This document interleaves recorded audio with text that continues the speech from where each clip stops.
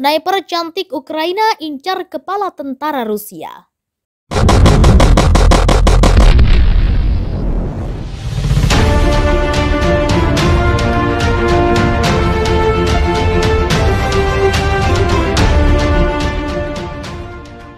Olena Bilozerska, sniper cantik asal Ukraina. Olena Bilozerska, 42 tahun, menjadi lakon dalam ketegangan Rusia dan Ukraina yang terjadi beberapa bulan terakhir. Wanita cantik itu adalah seorang penembak jitu alias sniper. Meski cantik dan berwajah lembut, Olena Bilozerska adalah seorang pembunuh berdarah dingin. Lewat bidikannya, ia sudah menewaskan lebih dari 10 orang penduduk Rusia di tanah Ukraina. Mereka adalah agen-agen Rusia yang merusak tatanan negara kami dan mereka pantas dibunuh, sebutnya. Dalam menjalankan perannya sebagai sniper, Olena Bilozerska menggunakan senjata Bryar Z10. Senjata ini diproduksi secara lokal di Kiev. Bryar adalah perusahaan swasta Ukraina yang telah ada sejak tahun 2004. Dengan fokus produksi pada berbagai aplikasi senapan, termasuk senjata untuk penembak jitu. Bryar Z10 termasuk ke dalam salah satu senjata jarak jauh mumpuni yang digunakan oleh penembak jitu dari berbagai negara, termasuk diantaranya Olena Bilozerska. Ia mengaku cukup nyaman menggunakan senjata ini. Senjata ini sangat baik, mampu menembak sasaran dengan cepat, sebutnya.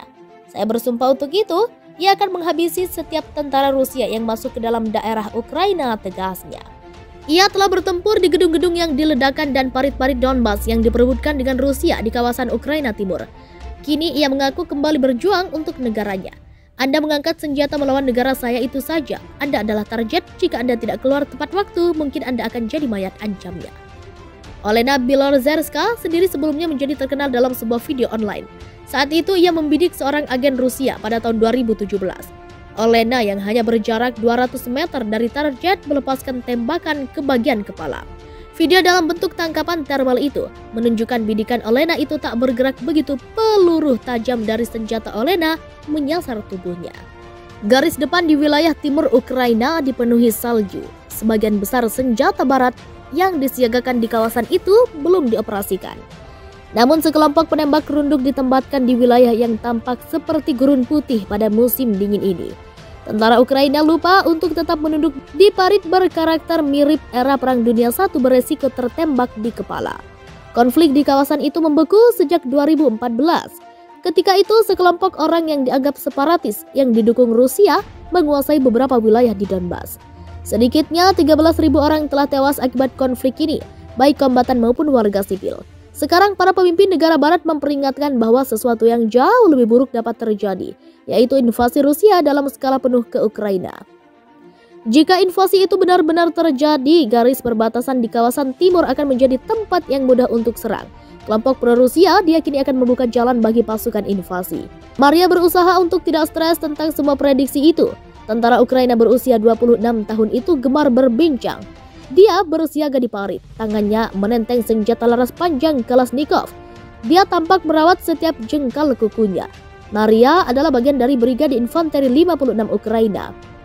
Saya mencoba menghindari politik dan tidak menonton TV. Saya mencoba untuk tidak terlalu khawatir, kata Maria.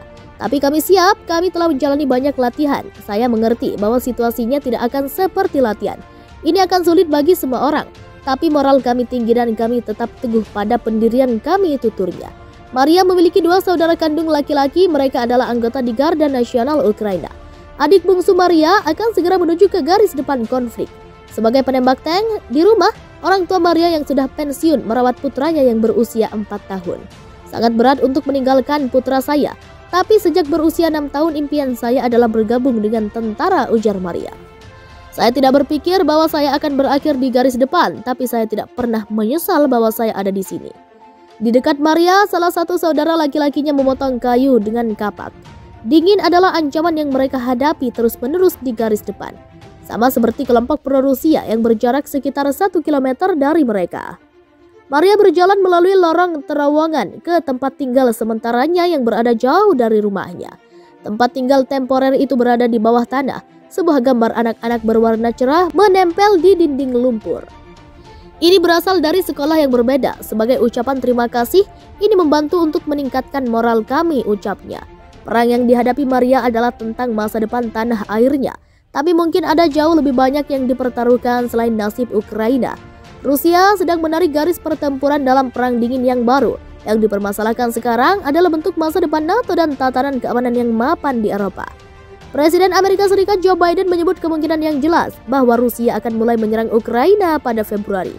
Menurutnya, invasi itu akan mengubah dunia. Perdana Menteri Inggris Boris Johnson menyerukan kengerian yang pernah terjadi pada konflik bersenjata di Chechnya dan Bosnia pada era sebelumnya. Namun kekhawatiran internasional yang tengah meningkat bertentangan dengan apa yang Anda dengar dari beberapa orang Ukraina. Saya tidak percaya Rusia akan datang, kata seorang pekerja sosial di timur yang tidak ingin kami menggunakan namanya. Saya percaya pada mata dan telinga saya, sebenarnya di sini karena lebih tenang daripada bulan lalu, ini hanya perang informasi, ujarnya. Kalimat tidak ada yang bisa dilihat di sini digemakan secara rutin oleh Presiden Ukraina Volodymyr Zelensky. Setiap kali saya mendengar suara, jantung saya berdebar kencang, kata Ludmila Momot, perempuan berusia 64 tahun dengan gigi depan berujung emas. Momot tahu betul apa yang bisa dilakukan Rusia dan sekutunya. Rumahnya selama 30 tahun di desa Nevilske dihancurkan November lalu oleh kelompok pro-Rusia. Dia kembali ke Nevilske yang sekarang menjadi kota hantu untuk menunjukkan puing-puingnya kepada kami.